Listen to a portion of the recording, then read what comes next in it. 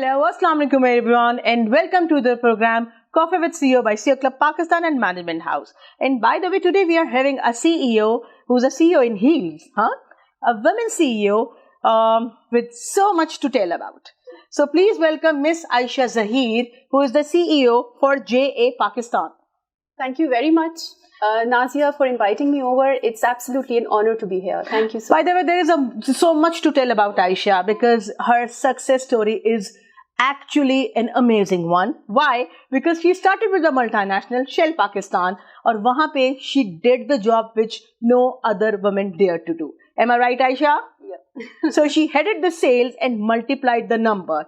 And by the way, I think so that became a norm for her. So then she decided, ki nahi, I have to give back to the society, and she joined TCF Foundation. Absolutely. And whenever we are talking about it, she says that's the best part of her life. Am I right, Ayesha? Absolutely. And now, mashallah, again she is heading a CSR project, an international CSR project, जिनके बारे में ये खुद बताएंगे.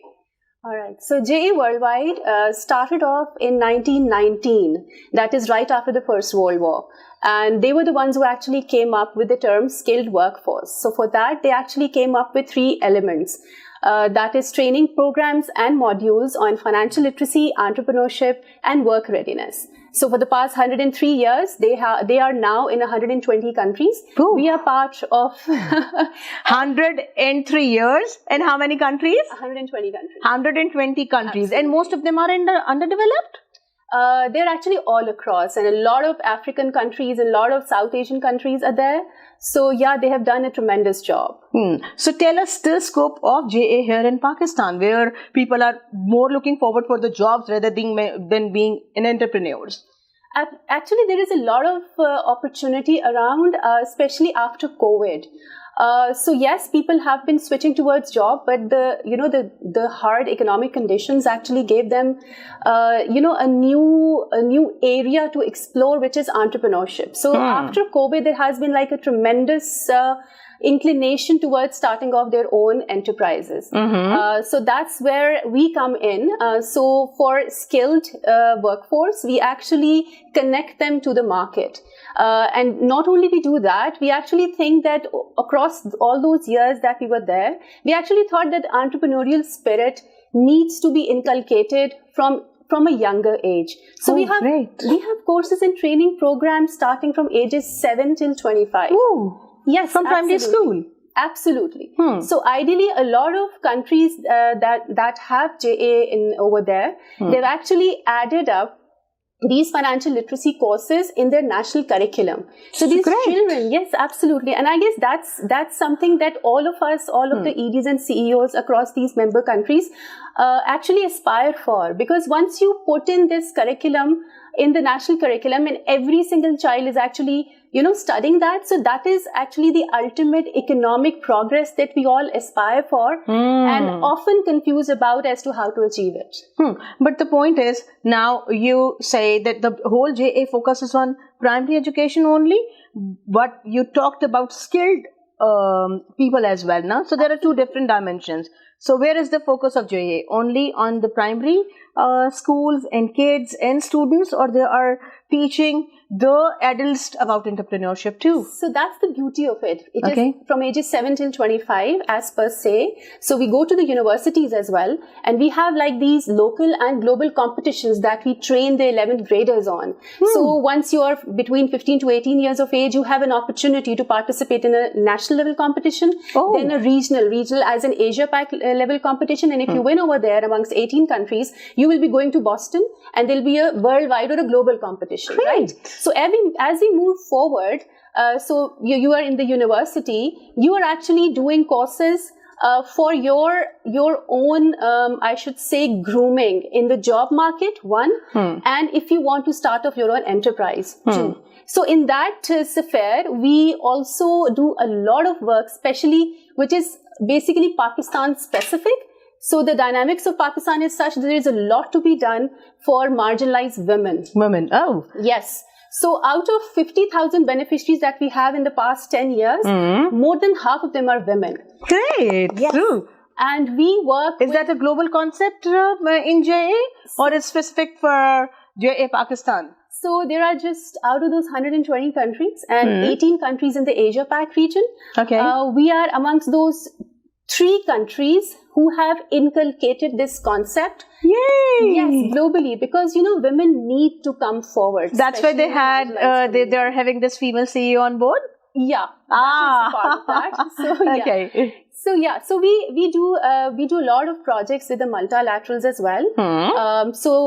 For example, the DFIDs and the USAIDs and the US Consulate and the embassies of the day. Great. Yes, absolutely. We're currently doing a project called SWIR with the Dutch Embassy. It's a 2-year project which actually not just includes a specific target for women who would be starting off their own enterprises as per their skill set. There is a lot of advocacy and, connecting with the government corridors for not just, workplace integrity bit, but also creating policies and procedures to help out these women and assist them, and creating that awareness for all the processes that are already there.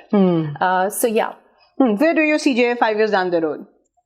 I see JA as an organization which every school, college, and university know about and is eager to be part of. Yes. Okay, now let's talk about Ayesha Zaheer. So Ayesha started, and she started doing sales in Shell, Pakistan. Yes. Why it was so difficult, and why there was no other woman there at that time? Usually in oil and gas, you find less women who are in the core business. Especially you do find a few women in direct sales. But indirect sales for industrial lubricants was one area where you would not find women, because you at that time. Back in 20. So how you dared and how you said, no, I can do it. How that happened? So, I like challenges. And, another thing is that, when you're new and you're still learning and there are people who actually doubt you, that actually gives me that energy to prove them wrong. It is still there. It's still with you. Absolutely. So if you're on the right, I think you have all the, you should. It's your duty to actually, come up as being successful. So I think that's what helped me out. But wasn't it difficult for the board to appoint a woman there at that time too? It was something new, but Shell is a company which goes for a lot of innovation. So they tried it. Yeah, and they actually saw that I had direct sales experience in a bank. So they knew that she knows that, but why not just give her a little more, chance. Challenge. Oh. So yeah, it was. Tell me that incidents where there were 2 bomb blasts and then you were there and even then you went there and you did your scores. So basically, my target was around 36% growth in a territory. 36%? Yeah, in a territory which was basically, so when I joined, it was basically static or stagnant, I should say, for the past 4 years. So I was given a 36% target and I had to, run up, down, middle and center. So to actually find out areas, do market mapping, find out areas where I could, draw the business and all that. So, KP was one place which has a lot of industry, but it wasn't quite explored before because, the low hanging fruit is Punjab and, the surrounding easier areas. To do. Exactly. And places like, Rawat and Hatar and all that. So I remember visiting all that area, Hatar, Gadoon and all that. But Jamrod industrial area was such, which was one very problematic, had a lot of trouble. There are a lot of, civil warfare happening over there, bomb blasts and this and that during that area. So that time, I decided to go there because I learned that there is a lot of industry which is, flourishing, particle board. And how was it? How was the result? So we went there, and the fun part is that the day we went, there wasn't a bomb blast there, but there was one the next day and the day before that. But the best part was that once we managed to go there and, meet the people who were running the industry, so they were so happy and, obliged. They actually felt obliged to us to give us the business. Right. So actually we created an opportunity out of something which was nothing. Something. Yeah. Now you tell me 2 advantages you are having by being CEO in heels or by being a women CEO. And then you will be telling 2 disadvantages as well. All right. So I believe since I worked in not just male-dominated areas, but also all male areas as well. So the advantage you have is that when you talk about plans and strategy and vision and all that, so if it makes sense, people listen to you. That's what I've seen, especially if you have proved yourself prior. So since you have been there, done that, so people actually listen to you. They'll see she has proved herself, her performance is speckless. So the competence is there now. Competence is there, yes. So when I was being hired for INJAZ, so their criteria was somebody who had actually made his or her mark, not just in the corporate sector, but also in the social sector. So since I'd worked in TCF as well, so that worked well for me. So yeah, and the second advantage is that I presume women are wired that way, that they are detail oriented, and I believe they are good managers. And the part of empathy, I believe women have more empathy. And with the kind of training that we've had in the banking sector and the oil and gas, so you don't get disheartened because of bad times, or during COVID it was a very tough time for us. Our projects got cancelled like last moment, and 3-year projects and stuff. So things were very hard for us. But I guess if you've done all that, so you have that grit and good patience as well. Patience and grit both, yes. And then there's one thing: if you're able to motivate your teams, you're successful. 2 disadvantages of being CEO in heels. I guess Harris to nahi hui kabhi aap.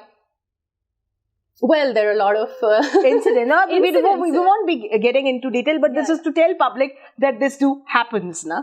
Or this concept that because she is a female, so she won't be promoted, isko aage nahi jaane dena. Aisa face kiya aapne?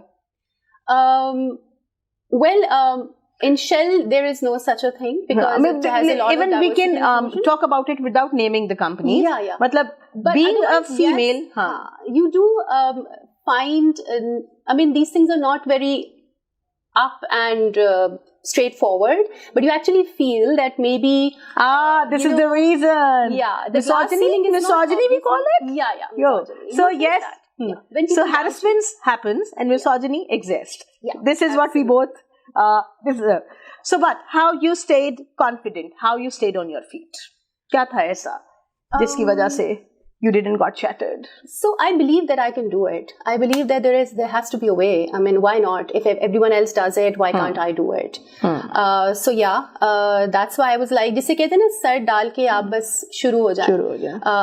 Not just smart work helps, but then there are certain areas where you require a lot of hard work. And I believe we as women have to work not just twice as hard, but 5 to 6 times as hard as men do to prove ourselves. So I guess that worked for me. 2 qualities you think a female should have if she wants to go to the leading position? First, it's a confidence in herself and her capabilities. You need to know that you can do it. Second is that you need to have a vision. It's important for both the genders, but you need to have a vision. You need to have a 5-year vision or a 10-year vision. You need to have a vision for an organization that you are working for at that particular time, so that you can develop a strategy to go about it. And the third is curiosity. Keep on doing that. Yeah, curiosity makes you develop innovations and take initiatives and all that. And then when you're curious, you actually have a lot of advantage of basically doing research. You research through, you look at other people who were in the similar situation, and then you find out solutions. You need to have good problem solving skills. So when you have a vision, you're actually solving problems. Conflict resolution and all these words are there, but they actually really, really help you out. Being fancy is what a modern woman is about. It's about her skincare, about beautiful hair and a beautiful body and displaying herself so well. Do you think that plays any role in being a leadership role or being a CEO in heels? What do you say? I think it's a very hard question, but actually it does matter. It does matter how you carry yourself. And how do you carry yourself? Yeah. It really doesn't matter how fashionable you are or what you're wearing. If you are doing it with, you're classy, you're doing it with style, and you have that poise about you, you don't have to go out and about to prove yourself. It's just that, the subtlety in everything, that works for you. It doesn't work with the outlooks only. It works with your brains, and then how do you carry yourself? That's most important, rather than looking pretty. I don't find Indra Nooyi or Oprah Winfrey very pretty in that sense, but they lit the world. Yeah, so, you don't have to be glamorous to be successful. That's the thing. Yeah. So, where do you see yourself 5 years down the road? Well, I believe unless and until I have, developed the youth of Pakistan in such a way that we can actually talk numbers. Yes. And it is noteworthy for other countries as well. I think that's where I see myself. I would want to do that. How do you do this work-life balance, by the way? It's not very difficult in the sense that for me, it's always been something that I have taught my team. It's 5 days a week. It's 9 to 5. And it's over. I tell my team, if you're sitting after that, that means you have bad time management skills. Great. No job is such that you should sit after 5:30. What is success for Ayesha Zaheer? Success is self-satisfaction. When you look in the mirror and you're like, you've done something, you did your best, whatever you could. And what is happiness to Ayesha Zaheer? Happiness is the same.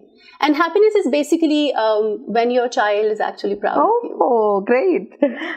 Your message of hope and optimism for the young girls. So my message is that, though it seems difficult and, the social, the economic situation, the cultural, dogmas, they look difficult. But once you put your mind to it and you select a straightforward path for yourself, you can actually achieve whatever you want. And then along the way, you'll find sponsors and mentors who are going to help you out. So it's not difficult. It just depends how much grit you have and how much courage. It's just that. Thank you so much, Ayesha. It was so much fun to have you over here. And I think so we touched a bit of controversial taboo topics too, but just a hint of them. But what I can see is to-do approach in you, that even when you started, you said that I'll do it, and then you have done it. When you went to TCF, you said that I want to do it, and then you have done it. And again, during the COVID, when you was with INJAZ, I think so that happened again. Number 2 is, I think so it's very obvious in your personality, is your confidence. So that is, I guess, supported by your to-do attitude. And then number 3 is your humility, the kindness which you show towards, not only towards your team members or staff, but to the general public, that you want them to grow up and be entrepreneurs. So thank you so much, Ayesha. It was lovely having you here. And I wish to see so many more Ayeshas around. So please keep inspiring us. Thank you so much.